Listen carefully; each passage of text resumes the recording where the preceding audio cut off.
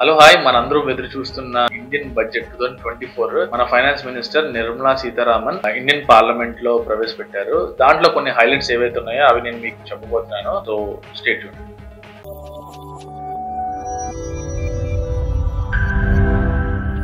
ఇండియాలో 5 integrated aqua parks అనేది build చేయబోతున్నారు. అలాగే 3 ఎకనామిక్ లాజిస్టిక్ కారిడార్స్. ఈ ఎకనామిక్ లాజిస్టిక్ కారిడార్స్ ద్వారా చాలా ట్రేడ్ అనేది పెరిగే అవకాశం ఉంది ఇండియాలోని. అలాగే 40,000 నార్మల్ ట్రైన్ బోగీస్ ని వందే భారత్ బోగీ స్టైల్లో కన్వర్ట్ చేయబోతున్నారు. ఎందుకంటే పాత బోగీస్ అన్ని కొత్త రీమేక్ ద్వారా వందే భారత్ స్టైల్లో రాబోతున్నాయి మన ప్రజలందరికీ. అలాగే వికసిత్ భారత్ తరఫున 75,000 crore లోన్ ప్రతి స్టేట్ కి ఇవ్వబోతుంది. ఈ 75,000 crore లోన్స్ స్టేట్ లో ఉన్న ఇన్ఫ్రాస్ట్రక్చర్ డెవలప్ చేయడానికి సెంట్రల్ గవర్నమెంట్ ప్లాన్ చేస్తుంది. Financial support to the farmers ఏంటి 1.8 lakh crores ఫార్మర్స్ కి ఫండ్ క్రియేట్ చేస్తుంది. దీని ద్వారా కావాల్సిన ఏవైతే టెక్నికల్ సపోర్ట్ అవ్వచ్చు, సీడ్ అవ్వచ్చు, ఫార్మింగ్ హెల్ప్ అవ్వచ్చు, ఏదైనా ఈ ఫండ్ ద్వారా సెంట్రల్ గవర్నమెంట్ ఫార్మర్స్ అందరికి హెల్ప్ చేయబోతుంది. అలాగే టూరిజం డెవలప్మెంట్ కూడా ఎక్కువగా ఫోకస్ చేస్తుంది ఈ గవర్నమెంట్. టూరిజం డెవలప్మెంట్ లో కంట్రీ చాలా ఎక్కువ ఫోకస్ చేస్తుంది. రీసెంట్ గా జరిగిన ఐలాండ్స్ ఇష్యూ లక్షద్వీప్ ఏవైతే ఉన్నాయో సో దాని ద్వారా మంచి బజ్ వచ్చింది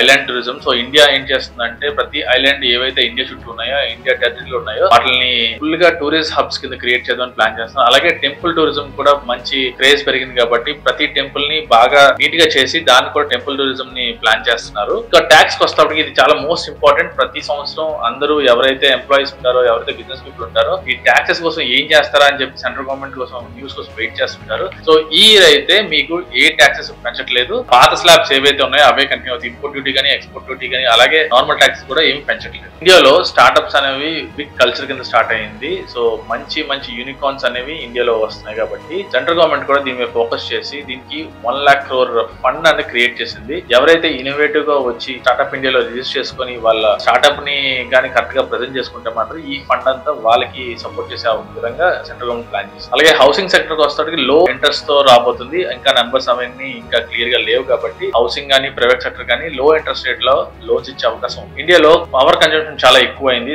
దానికోసం అని చెప్పి సెంట్రల్ గవర్నమెంట్ సోలార్ ఇనిషియేటివ్ అనేది తీసుకుంది. ప్రతి హౌస్ హోల్డ్ కి సోలార్ ఉండేలాగా ప్లాన్ చేస్తుంది. దానికి సబ్సిడీ క్రియేట్ చేసి పవర్ బిల్స్ అనేవి తగ్గించడానికి ట్రై చేస్తుంది. ఎందుకంటే హౌస్ హోల్డ్స్ లో ఎక్కువ కన్జంప్షన్ ఉంటుంది కాబట్టి వాటి మీద ఎక్కువ ఫోకస్ చేస్తుంది సోలార్ ద్వారా. ఇవి నాకు ఇంట్రెస్టింగ్ అనిపించిన పాయింట్స్. మీకు కానీ ఏమైనా ఇంట్రెస్టింగ్ పాయింట్స్ ఉన్నా లేకపోతే నేనేమైనా మర్చిపోయినా మీరు ఈ కింద కామెంట్ బాక్స్ లో పెట్టి మన వ్యూవర్స్ అందరికీ చెప్పండి. ఇలాంటి మోర్ ఇంట్రెస్టింగ్ వీడియోస్ కోసం మా ఛానల్ సబ్స్క్రైబ్ చేసుకోండి, లైక్ చేయండి, షేర్ చేయండి.